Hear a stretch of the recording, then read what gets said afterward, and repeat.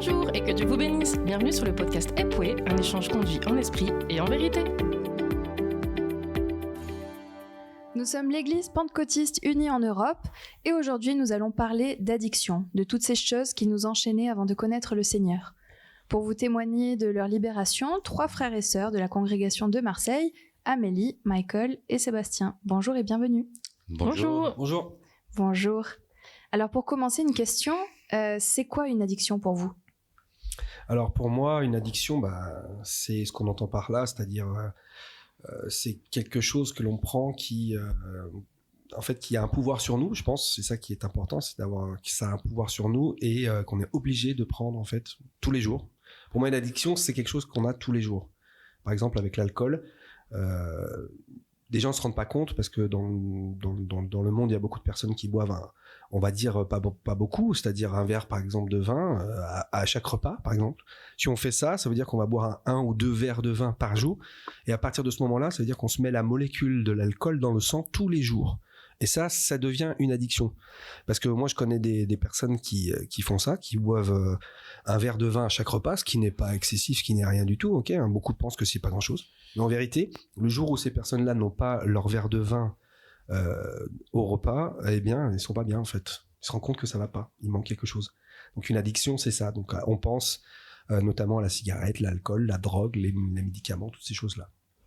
Amélie, Michael, est-ce que vous partagez cette définition de l'addiction ? C'était comment pour vous ? Bon, je suis tout à fait d'accord avec ce que le pasteur vient de dire. Pour moi, c'était une pratique compulsive de comportement sur des consommations sur une substance illicite.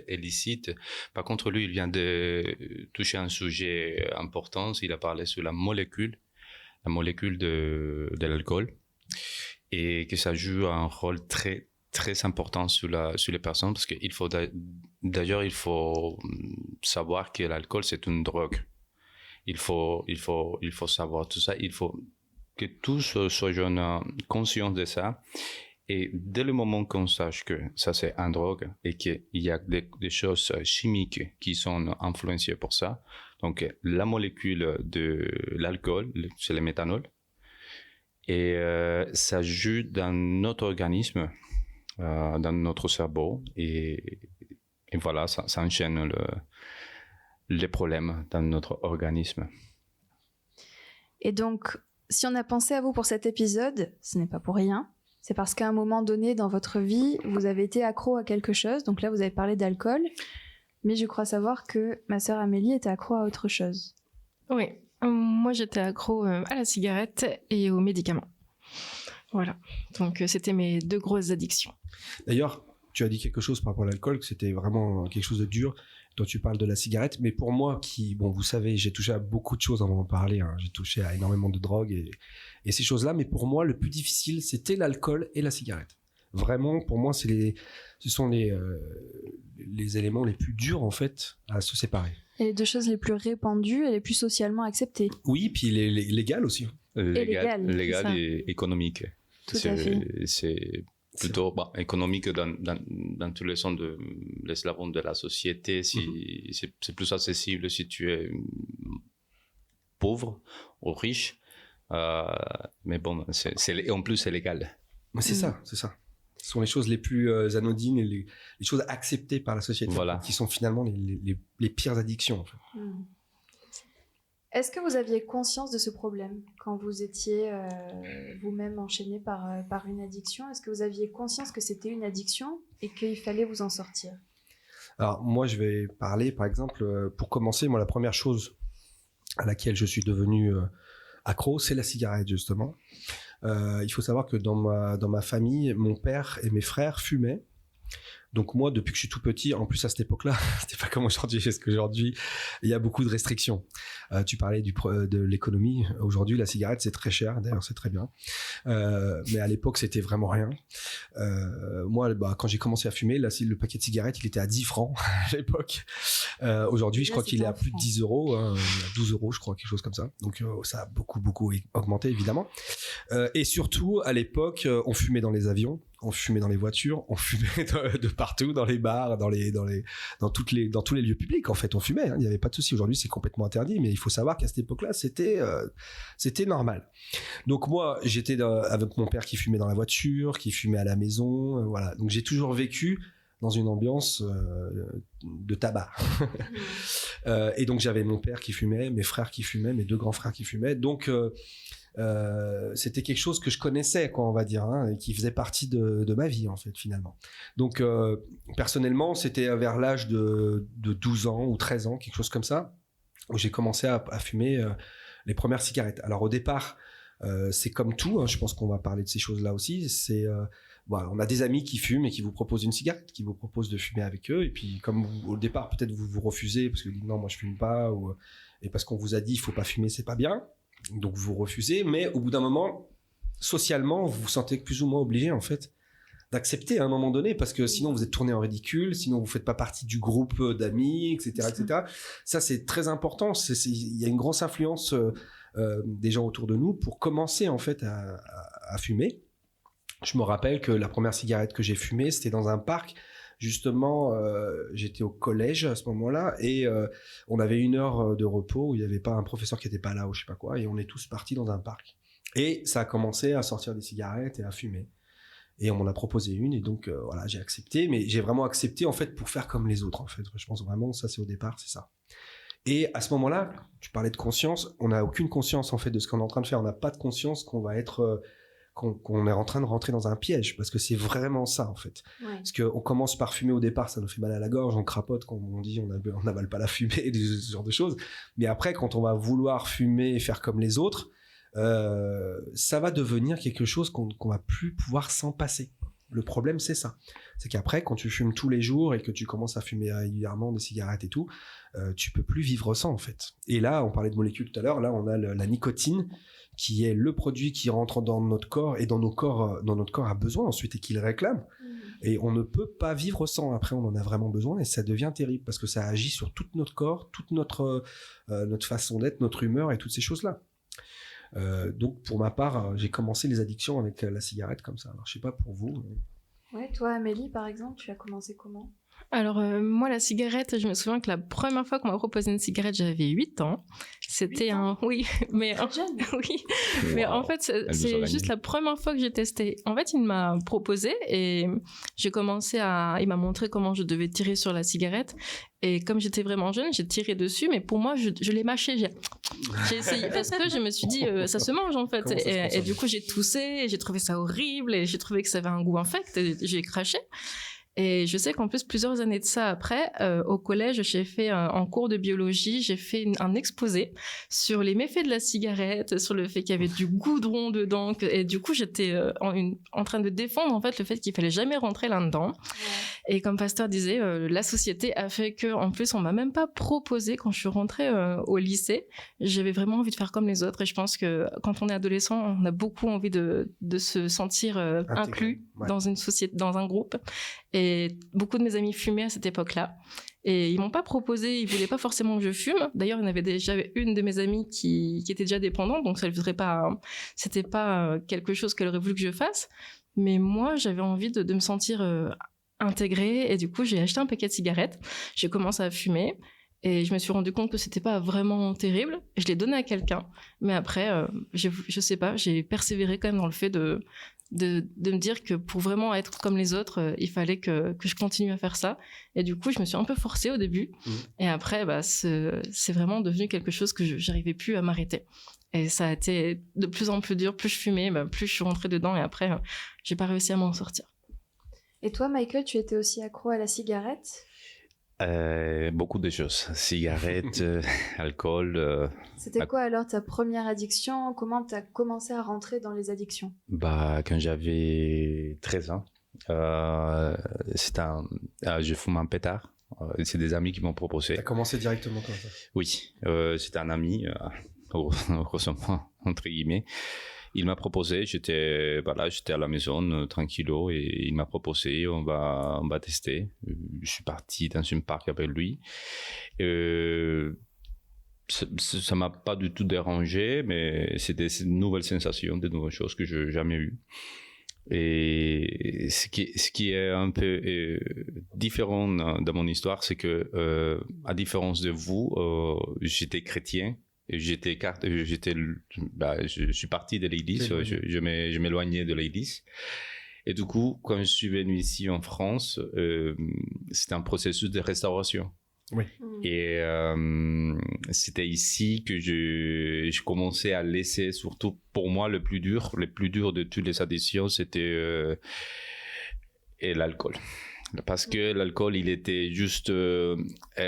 c'était comme, pour moi, c'était comme un mariage entre l'alcool et la fête. Donc, c'était l'alcool, la fête et des autres choses qui s'enchaînaient. Et du coup, c'était les plus durs parce que j'étais esclave, on peut dire, pendant plus de 4 ans. Du coup, il y avait des moments dans lesquels je venais à l'église avec une bouteille d'eau. Et je crois que tout le monde croyait que c'est parce qu'il faisait chaud, mais non. C'est parce que j'ai fait la fête le jour d'avant. Et je pouvais pas m'arrêter. Franchement, j'ai fait tout. Et au début, je vivais que les week-ends. J'étais vraiment strict, cadré par rapport à ça. Je disais, OK, c'est vendredi. Moi, je suis chef. Et je disais, OK, je peux boire vendredi et samedi soir, au samedi, dimanche. Mais c'était au début. Après, quand on a eu le problème de Covid, le confinement, ça empirait un peu. Et ça débordait complètement. Et après, je buvais tous les jours. C'était une bouteille de vin par soir. Tous les soirs, de lundi à vendredi, ou presque de mardi à samedi.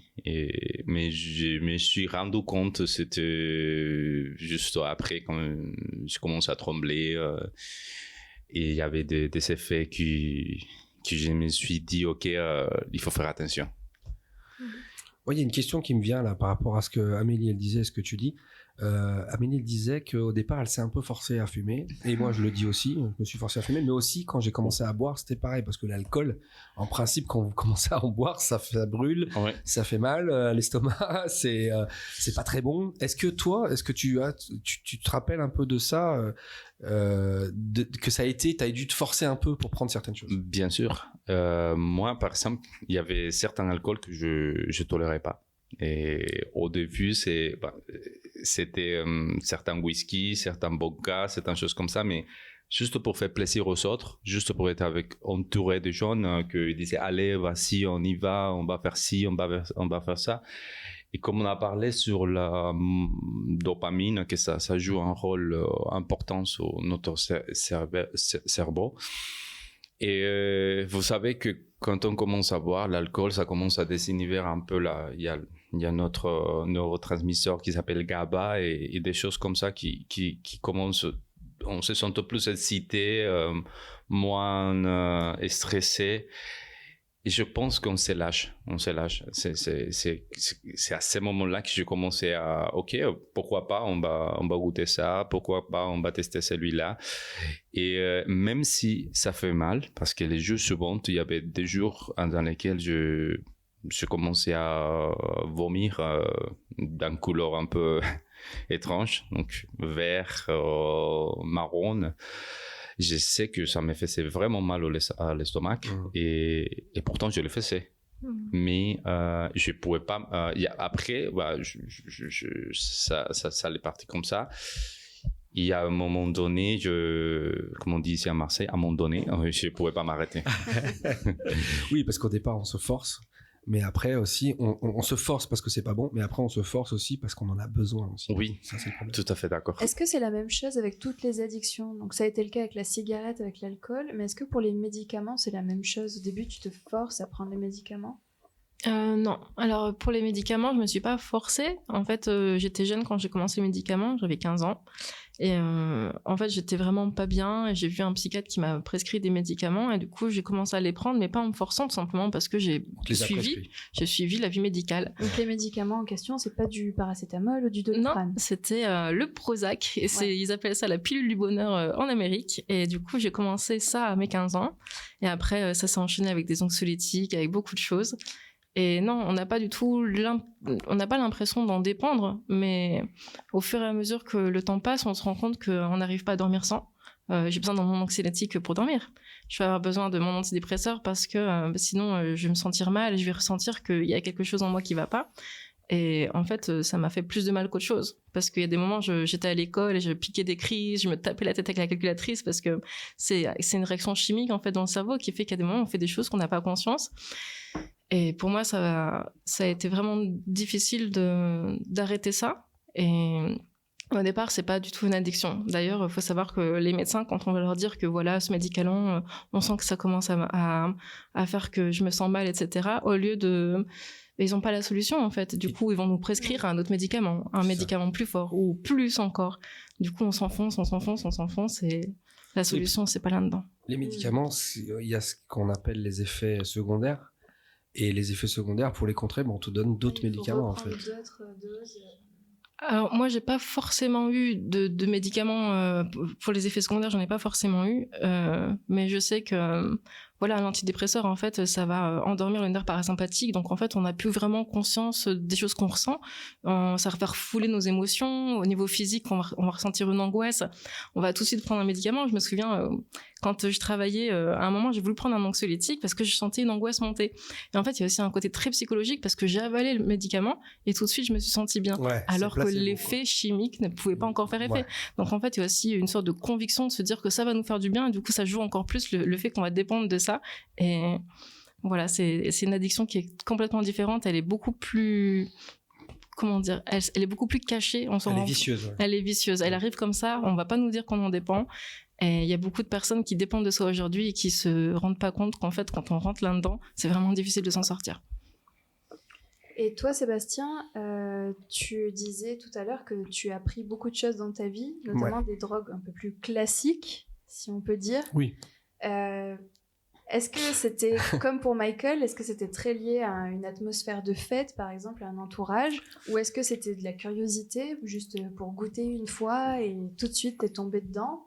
Bah alors, moi je pense que l'entourage c'est extrêmement, extrêmement important en fait. Comme je disais, donc chez moi, ça fumait la cigarette, donc bah du coup moi je suis rentré, la première chose c'était ça. Il faut savoir aussi que quand quelqu'un fume à côté de vous, bah, vous êtes fumeur passif, ce qu'on appelle, c'est-à-dire que quand même vous êtes en train de fumer, malgré tout, vous respirez l'air du tabac et de la nicotine, et ça vous affecte, parce que si, comme à l'époque je vous disais, dans une voiture, par exemple mon père il fumait dans la voiture, c'est sûr que nous on était à l'arrière, on prenait comme si on fumait nous aussi, hein, c'est exactement pareil. Donc il y a l'entourage. Mais après, avec mes amis à l'école et tout ça, ça commençait à boire, ça commençait à fumer. J'ai commencé par boire, moi tout d'abord. J'avais un ami à l'école. On n'était plus dans la même classe. Au départ, on était en primaire et tout ça, on était dans la même classe.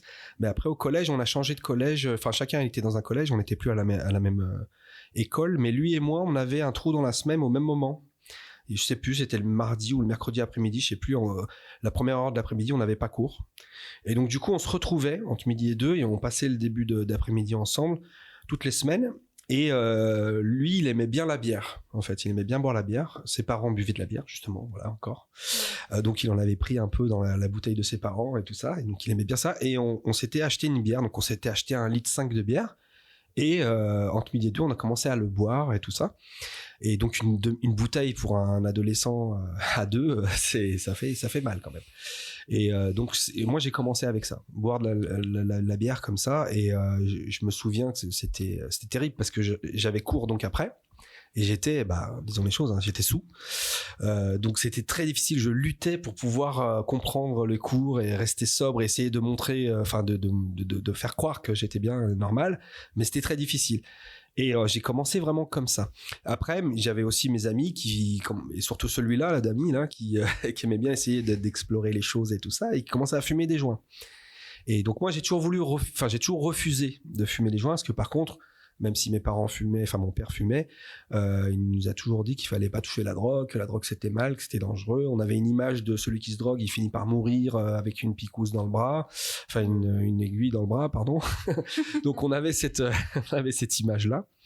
Donc pour moi, la drogue c'était grave, il fallait pas toucher. Donc je sentais ça, mais je voyais mes amis après qui fumaient et bon bah ils étaient normaux quoi, ils restaient normaux, ils étaient pas en train de mourir et tout ça, donc bon. Et je vais vous expliquer mon premier joint parce que c'est assez sympathique. Je rencontre un ami. Pas sympathique. N'écoutez pas ces paroles-là. Non, mais tu vas voir que c'est sympathique, tu vas voir. Donc je rencontre un ami dans la rue, un bon ami à moi, un ami d'enfance, qui lui fumait depuis longtemps des joints, je le savais très très bien et tout ça. Et il me dit tiens, tu viens avec moi, je vais me fumer un joint. Et je lui dis mais moi je fume pas. Il me dit mais c'est pas grave, viens avec moi, tu m'accompagnes. Mais on va où? Il me dit bah là il y a une église, on va y aller, on va rentrer dans l'église. Donc on est rentré dans une église, pour ça c'est sympathique, mon histoire elle est sympathique. Donc on rentre dans l'église, une église catholique évidemment, et on va dans le confessionnal. Il y avait personne dans l'église, vous savez, les églises elles sont toujours ouvertes mais il n'y a jamais personne. On va dans le confessionnal et mon pote il commence à rouler son joint. Non mais c'est exagéré, hein. Là on est dans le péché à fond. Bon, donc on rentre dans le confessionnal, mon pote commence à rouler son joint et tout ça, et il fume le joint dans le confessionnal. On fume le joint dans le confessionnal. Chapeau.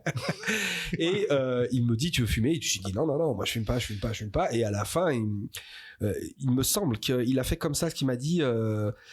Il m'a dit si tiens prends-le, et j'ai accepté. J'ai finalement accepté, j'ai pris, et il est sorti. Et je me suis retrouvé tout seul dans le confessionnal à finir le joint avant de sortir après avec lui. Et ça, c'était mon premier joint. Donc, tu vois, c'était quand même une histoire, il fallait que je vous la raconte, quoi. Et donc, après ça, j'ai commencé à fumer des joints régulièrement.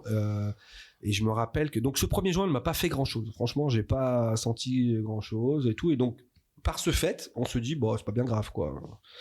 C'est rien. Mais après, je me rappelle que c'était en soirée. Donc on passait des soirées chez des amis, chez des copains où il n'y avait pas leurs parents, on passait des soirées là-bas. Là à ce moment-là on buvait de la bière, on buvait de l'alcool fort, on buvait ce genre de choses. Et il y avait un joint qui tournait de temps en temps. Et je me rappelle, moi je fumais et je me couchais par terre, je m'allongeais par terre et je regardais le plafond. Est-ce que j'étais détendu d'un coup, et je faisais souvent ça au début. Et voilà, j'étais je planais et tout ça. Mais là, vraiment, c'était... là, j'ai commencé à on va dire se droguer, quoi. Parce que l'alcool, c'est quelque chose qui est un peu à part. Mais pour moi, j'appelle la défonce avec un grand D, c'est-à-dire ce qui me permet d'être défoncé, quoi. De plus être là. Et ça a commencé comme ça. Alors pourtant, moi, j'ai pas de problèmes familiaux, etc. J'avais pas de problèmes parce que souvent, il y a des gens qui viennent à la drogue parce qu'ils ont des problèmes. Mais j'avais rien de tout ça, en fait. Moi, c'est juste les amis autour qui fumaient, qui buvaient, qui me fait rentrer là-dedans. Mais après, c'est un engrenage, en fait. Vous allez fumer de plus en plus. Et puis après, on va vous proposer autre chose. Puis le corps s'habitue aussi. Le corps s'habitue, donc il faut lui donner plus. Bon. Exactement. Au départ, vous prenez 2 verres de vodka, vous êtes sous. Mais après, vous buvez une bouteille de vodka et vous êtes bien. C'est incroyable. Les joints, c'est pareil. Vous allez en fumer des dizaines par jour. Et ça va, vous allez tenir le coup. Donc après, derrière, on vous propose des pilules, on vous propose des acides, des extasies, des champignons hallucinogènes, la cocaïne, toutes ces choses-là, moi, je les ai prises. On revient sur le sujet que l'alcool, c'est vraiment une drogue. Et que au début, on ne se rendait pas compte. Mais moi, par exemple, quand je descendais du train, je savais que le carrefour il allait se fermer dans 5-10 minutes, à minuit, bien sûr.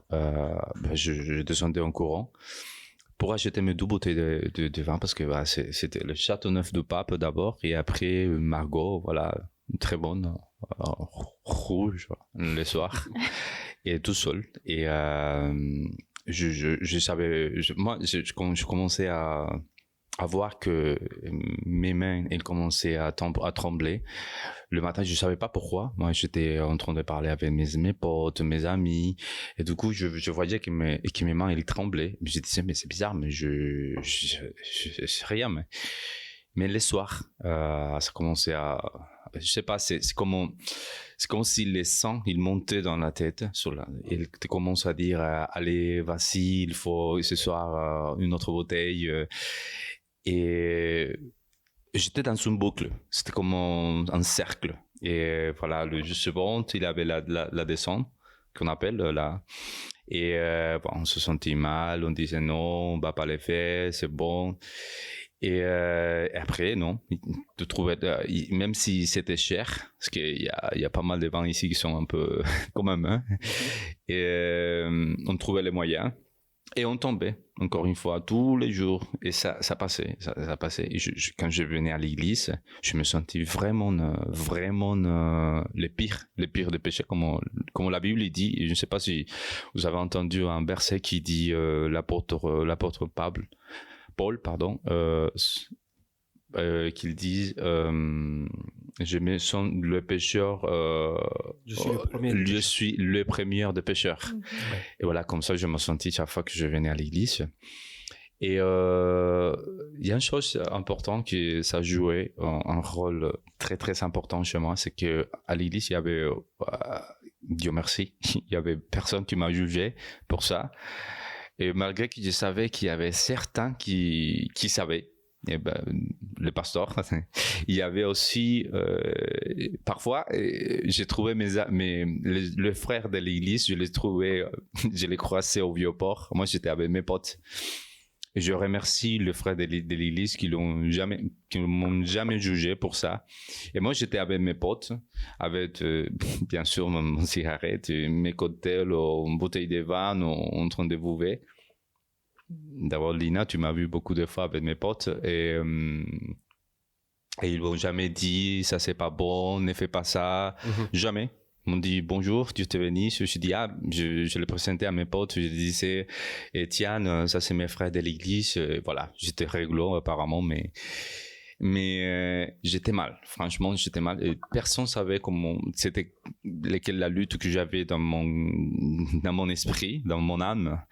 Je pouvais pas, et mes potes ils commençaient à se rendre compte, mes potes du monde ils commençaient à se rendre compte que j'avais vraiment un problème avec l'alcool, parce que parfois je faisais le mariole. Je faisais le mariole devant eux et à un moment donné ils m'ont commencé à supporter de moins en moins, parce que j'avais des bêtises, comme parfois j'ai dit des choses que c'était pas bon, c'est pas du tout cool. Et je crois que ça commence, c'est le moment dans lequel les relations ils commencent à détériorer, les mariages, les foyers, tout. J'étais dans ce moment de ma vie, sauf que mes amis, ils me supportaient, je sais pas pourquoi, mais bon, ils me supportaient malgré toutes les bêtises.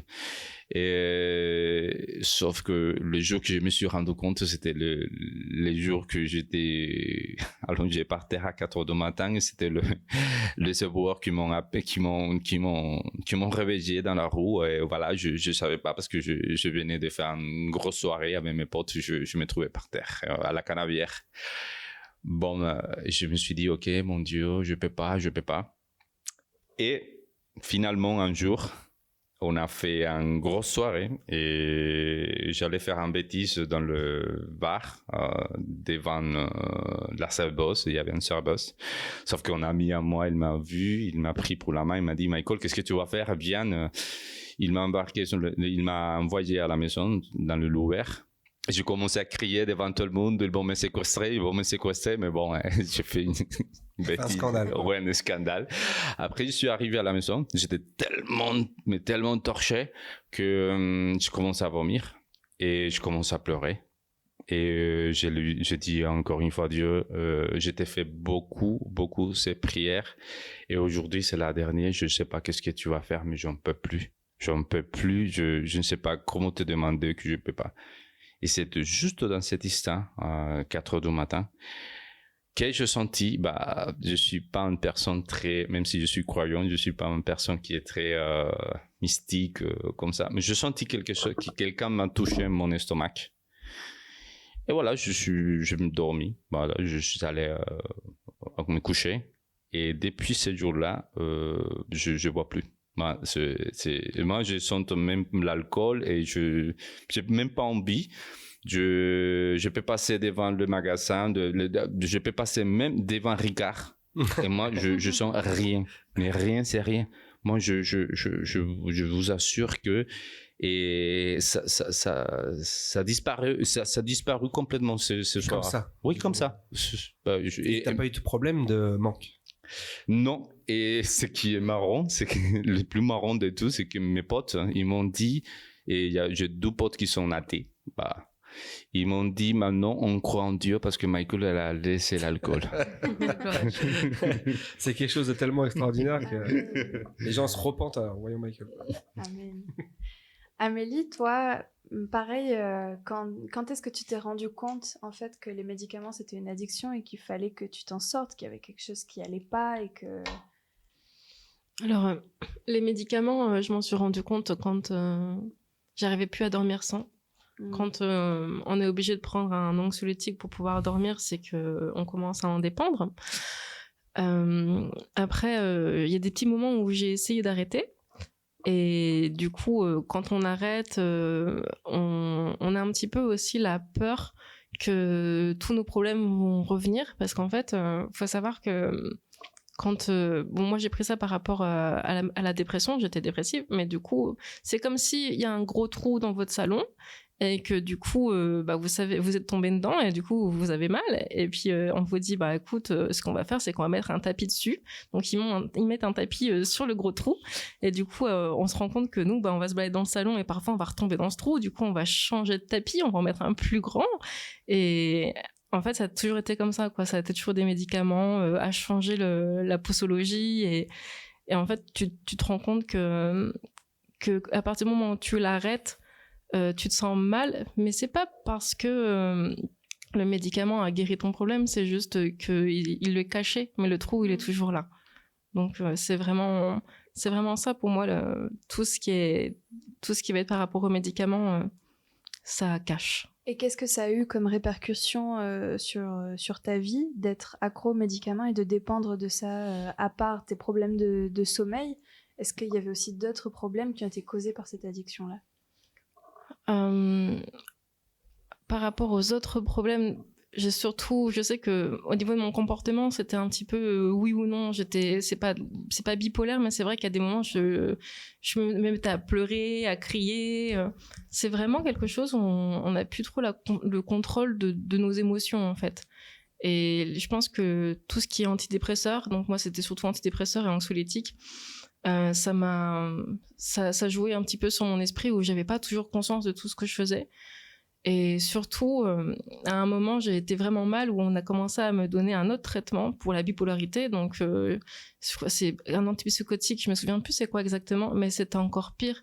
Parce que quand j'ai commencé à prendre ce médicament-là, j'avais l'impression de plus être moi-même du tout. Voilà, donc c'est surtout que c'est comme si notre âme, elle crie et on est en train d'étouffer le cri de ton âme avec tous les médicaments, mais du coup, ton âme, à toujours un moment, elle va se mettre à crier, et puis, du coup, on va changer, on va mettre un traitement plus lourd, et voilà. Donc, c'était clairement un cercle vicieux, et toi, à quel moment t'as pu rompre ce cercle vicieux? À plusieurs moments, tu as voulu arrêter les médicaments, mais au final, c'était toujours d'autres prescriptions. Quel est le moment où tu as enfin décroché véritablement des médicaments?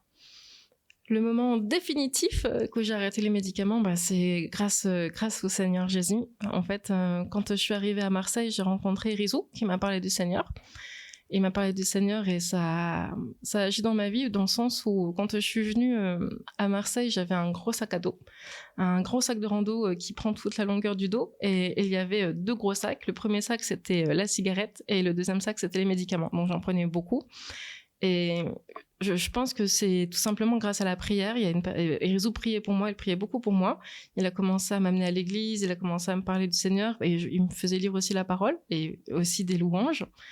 Et en fait, j'ai tout jeté. Ça a été comme ça, en un claquement de doigts, j'ai tout jeté.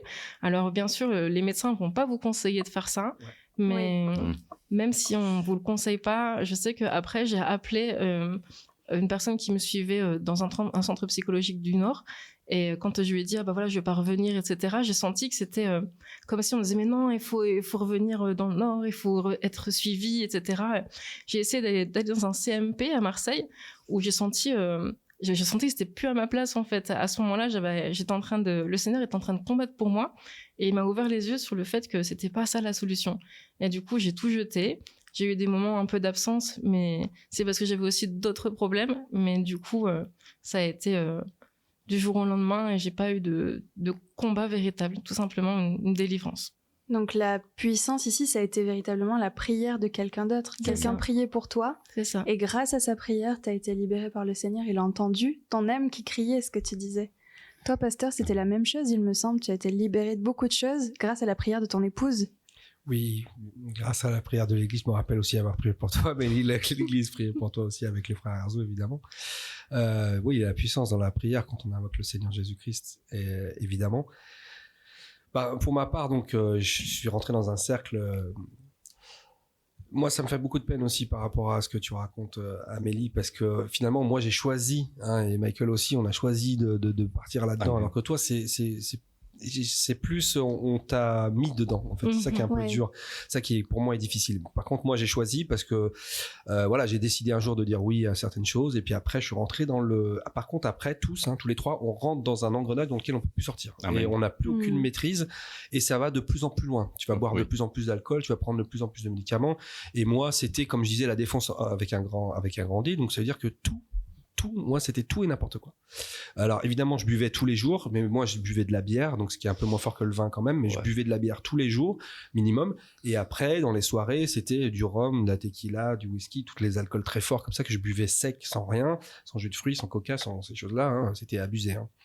Mais parce qu'il fallait que je sois défoncé en fait, il fallait que je sois sous, que je plane et tout ça. Donc pourquoi il fallait parce que j'en avais besoin, parce que c'était je pouvais pas m'en passer en fait. Quand je voulais arrêter, je devenais fou, je devenais insupportable, je criais sur tout le monde, j'étais violent, j'étais méchant, j'étais pas bien, j'avais besoin de me défoncer.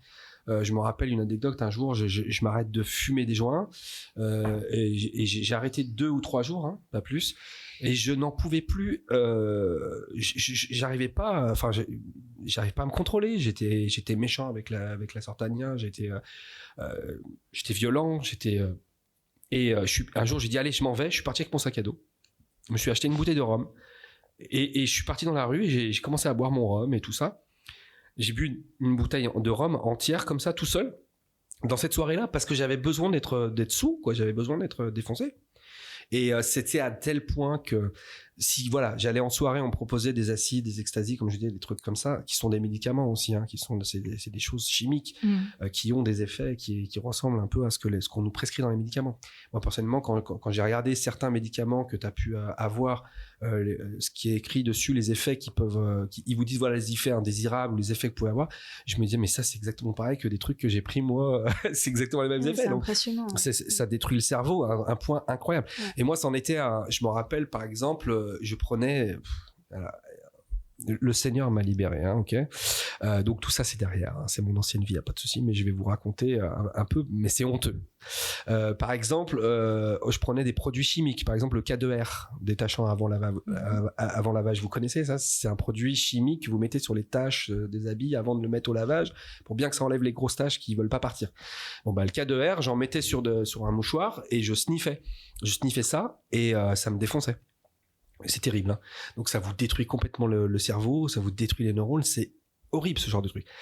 Une fois on était partis avec des amis dans la montagne à un chalet et tout, on avait amené toute la défense possible pour passer la semaine, mais on a très vite tout consommé et on n'avait plus rien, et on a cherché dans la maison s'il n'y avait pas des produits chimiques carrément, et on est tombé sur le Airwick, vous savez les désodorisants pour les toilettes.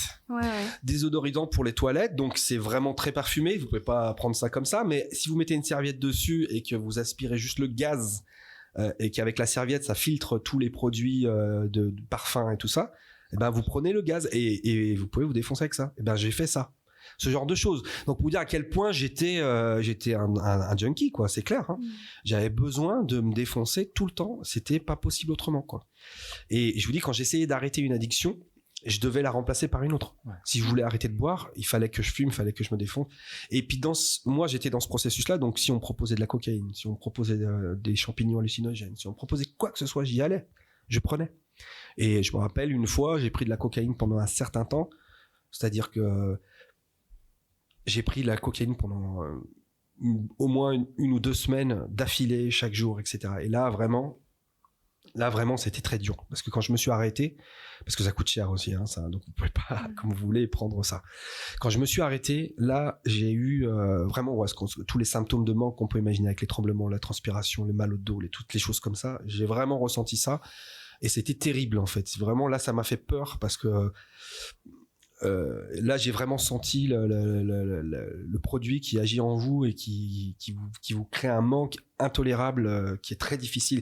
Et vous êtes obligé de reprendre des choses pour pouvoir, comme le frère disait tout à l'heure, la descente des produits, c'est très difficile. Prenez un produit, n'importe lequel, ça vous défonce, vous êtes en joie, vous êtes désinhibé, vous faites la fête, tout va bien et tout. Mais au bout d'un moment, l'effet descend. Et là, c'est très dur, en fait.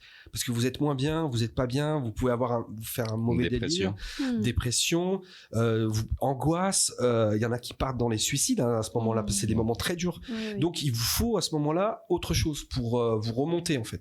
Remonter le niveau de la défense. Enfin, c'est terrible. Hein. Rien que d'en parler de ça, ça me... C'est pour ça d'ailleurs que les médecins ne conseillent pas d'arrêter tout de suite. Exactement. Et ils remplacent, ils offrent des palliatifs. Voilà. Enfin, je sais que par exemple pour l'héroïne, il y a la morphine qui est utilisée constamment. Mais du coup, il y a aussi l'addiction à la morphine qui se développe. C'est le même engrenage que toi, Amélie. Dès qu'un médicament devait s'arrêter, on en donne un autre pour pallier au problème à côté. C'est ça en fait. Et c'est pour ça que ce que vous racontez tous les deux, et ce qui est le cas pour moi, c'est que par contre le Seigneur nous a libérés du jour au lendemain. Ouais. Moi, peut-être vous connaissez un peu mon témoignage ou pas, mais quand je suis venu à l'église pour la première fois, je suis sorti en disant j'ai plus envie de fumer des joints. Et j'ai plus fumé de joints. Plus jamais depuis ce jour-là. Pour l'alcool, ça a été quelques jours après, on m'a proposé de l'alcool, j'ai bu, j'ai senti que c'était pas bon alors que j'en buvais comme si c'était de l'eau. Et là, je me rendais compte que c'était pas bon. J'ai dit Dieu me montre que je dois plus boire. J'ai posé le verre et j'ai plus bu d'alcool depuis. C'est-à-dire que je me suis arrêté la drogue, l'alcool comme ça, du jour au lendemain, sans aucun problème, sans devenir fou, comme je disais, on devenait fou. Moi, ça me rendait dingue. Et sans avoir de manque, sans sentir. Et comme tu disais aussi, c'est-à-dire pour me présenter devant des gens qui fumaient des joints, qui buvaient de l'alcool, et être dégoûté par tout ça, mais pas avoir envie. Et la cigarette, ça a été pareil. Quand j'ai arrêté la cigarette, c'était comme ça du jour au lendemain. Je pouvais parler avec un fumeur qui fumait une cigarette à côté de moi, j'avais plus d'envie. Et ça s'appelle la libération. Amen. Vous connaîtrez la vérité et la vérité vous rendra libre, nous dit la parole, et c'est vraiment ce que le Seigneur fait. Amen. Je vais vous partager un petit chose par rapport à l'alcool. C'est que quand j'étais libéré de l'alcool complètement, il y avait un commis qui travaillait avec moi dans la cuisine. Il m'a donné un bonbon. Mais je ne sais pas si vous connaissez que parfois il y a des bonbons qui dedans, dans l'intérieur, il y a d'alcool. Normalement, il y a des whisky, des choses comme ça, mais je ne savais pas. Moi, j'étais naïf, moi. Chocolat. Et chocolat, c'est ça. Et il m'a donné le chocolat et voilà, je commençais à manger le chocolat, les petits bonbons. Et du coup, je les crassais. Et quand je sentis l'alcool, je les crachais tout de suite. Je me suis dit, mais qu'est-ce qu'il y a de l'alcool ici? Il m'a dit, oui. Mais tu vois pas, non, j'ai senti un truc amer, mais dégoûtant, complètement. C'est à ce moment-là, ce que je me suis dit, je suis vraiment libre, parce que je le sens même pas bon, malgré qu'avant, je buvais n'importe quoi, tu as whisky, vodka, vin rouge. Et j'aimerais bien de m'adresser aux jeunes qui nous écoutent aujourd'hui. Et j'aimerais bien partager un petit verset de la Bible qui est à côté d'une photo de mes potes qui à l'époque je sortais beaucoup avec eux. Il y a un entre eux qui hier midi m'a dit Michael, je tolère plus l'alcool. D'ailleurs, c'est l'épouse d'une personne qui vient plus souvent dans l'église. Et je sais que c'est la prière de l'église qui va commencer à libérer El Gordo parce que, voilà, c'est un ami très cher. Et je vais vous partager un verset qui dit, dans le livre de Samuel, ils disent, il gardera les pas de ses bien-aimés, mais les méchants seront anéantis dans les ténèbres. Car l'homme ne triomphera point par sa propre force. Amen. Que c'est là, ça veut dire que c'est pas nous. Hein. Franchement, j'avais pas la force. Je pouvais pas m'arrêter. Je pouvais pas, et c'était pas avec la force notre propre force qu'on peut triompher sur cette mal, sur cette drogue.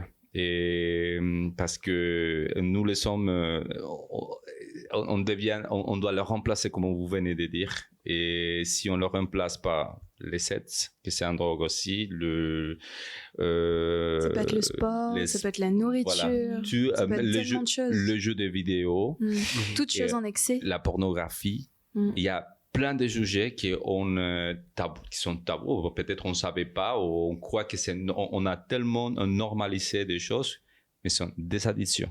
Oui, tout à fait.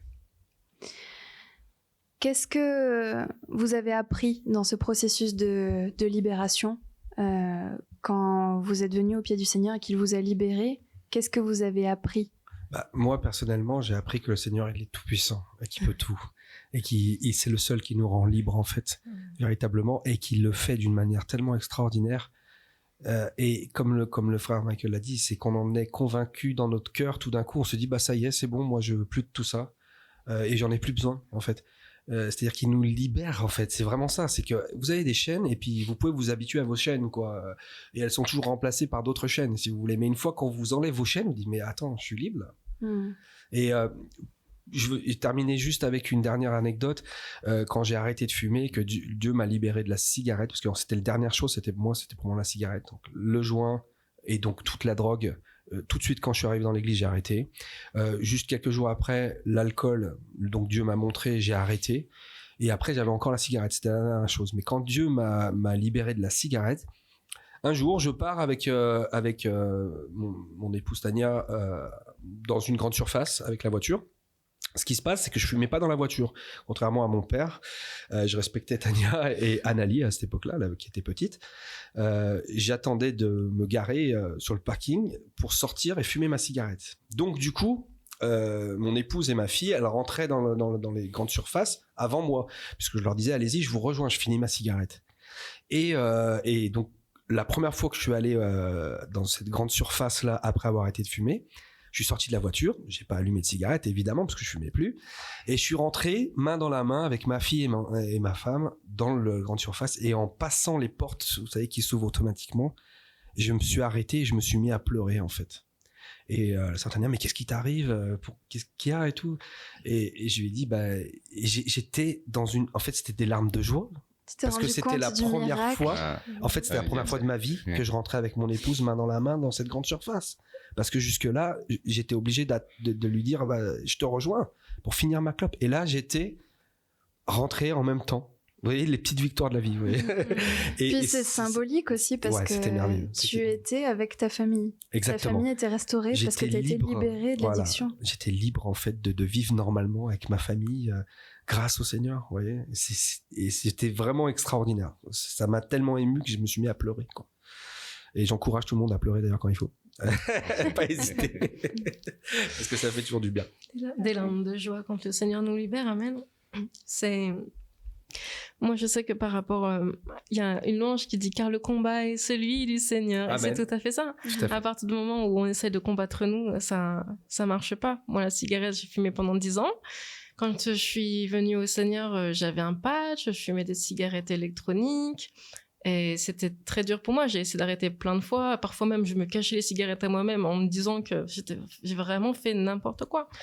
Et quand j'ai rencontré le Seigneur, Erizou m'a parlé, il m'a dit « fumais-tu » C'est simple, hein, mais ça, je suis au courant, c'est écrit sur tous les paquets de cigarettes. Mais le truc, c'est que cette fois-là, c'est vraiment l'Esprit de Dieu qui a parlé à travers Erizou, parce qu'après, lui, il est parti. Moi, à ce moment-là, je vivais chez mon père. Et ce qui est intéressant à savoir, c'est que mon père, tous les ans, il me demandait pour la nouvelle année, pour mon anniversaire, arrête de fumer. C'est mon cadeau, arrête de fumer. Et en fait, à un moment, j'essayais de me reposer et j'ai pas réussi à me reposer. J'avais cette voix qui me disait fumais-tu, arrête de fumer, fumais-tu. Et ça me travaillait tellement dans la tête, je me retournais, j'arrivais pas à trouver le sommeil et j'ai senti une pression dans mes mains, dans mes pieds. Je me suis dit, il y a quelque chose qui va pas, quelque chose qui montait en moi, une sorte de gêne en fait. Et je me souviens que je me suis levée d'un coup. J'ai pris tous mes pots de tabac, etc. parce que j'étais limitrophe avec la Belgique, donc je prenais beaucoup de pots en Belgique. Et j'ai tout réuni. Je suis passée devant mon père en sortant vraiment limite en courant. Et il a vu en fait que j'avais tout ça dans mes mains. Et je pense qu'il a compris parce qu'il m'a fait un grand sourire. J'ai tout jeté dans la poubelle de la cuisine.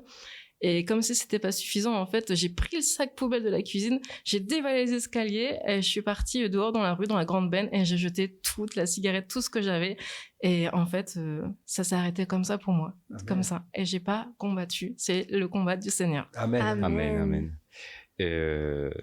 Tout à l'heure, quand on a parlé des frères, des jeunes qui te trouvent dans la rue, qui te voient, qui te regardent avec un regard de tendresse ou de compassion ou peut-être d'amour, ça me souvient toujours quand je suis là pleurer, je suis été sur terre, il a pleuré, qu'il regardait la foule avec tendresse.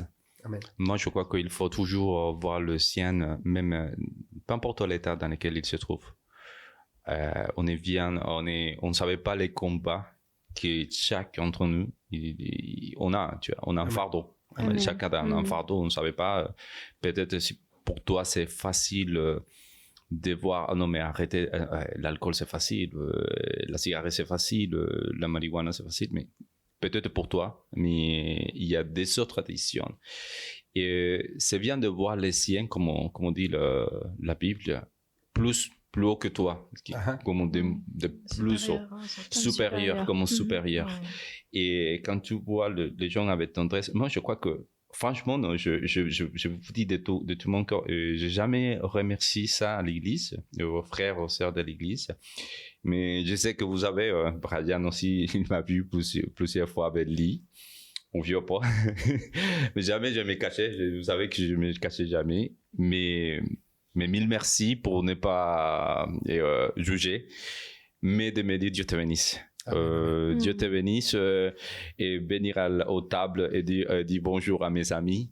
Je crois que vous avez parlé plus d'amour de cette manière que de dire ne le fais pas, ce que tu fais c'est pas bon, parce que il y a différentes façons de gagner le combat et c'est un combat spirituel et ça c'était la meilleure manière de le gagner, franchement, même sans dire un mot. Mille merci à tous. C'est une très belle conclusion. On va terminer sur l'amour qui est tellement important pour chacune des personnes qui est dans l'addiction, qui est dans la détresse et qui a besoin de se rapprocher du Seigneur, un témoignage d'amour, lui montrer que le Seigneur est là et qu'il tend les bras et qu'il n'y a que lui qui peut gagner le combat à notre place. Pour terminer, j'aimerais juste vous partager un verset dans Luc au chapitre 5, le verset 31-32. Jésus, prenant la parole, leur dit « Ce ne sont pas ceux qui se portent bien qui ont besoin de médecins, mais les malades. Amen.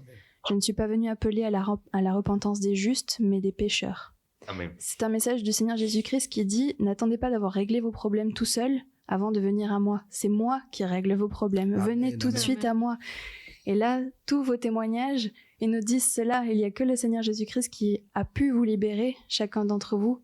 Et je pense que si vous l'aviez connu même avant, vous auriez été libérés plus tôt. Il y aurait eu moins de dommages dans votre vie. Amen. Amen. Donc pour ceux qui nous écoutent, qui sont encore dans l'addiction, n'attendez pas d'avoir réglé vos problèmes parce que vous ne pourrez pas les régler seuls. C'est le Seigneur Jésus-Christ qui règle vos problèmes. Amen. Bien, c'était l'Église Pentecôtiste Unie en Europe pour le podcast Époué. Merci de nous avoir écoutés jusqu'au bout. N'hésitez pas à nous écrire ou à nous partager vos expériences en commentaire. Rendez-vous la semaine prochaine pour un nouvel épisode. D'ici là, vous pouvez consulter tous nos cultes et toutes nos études sur notre chaîne YouTube ou sur notre page Facebook Époué France Marseille. Bonne semaine, soyez bénis. Dieu vous bénisse. Dieu vous bénisse.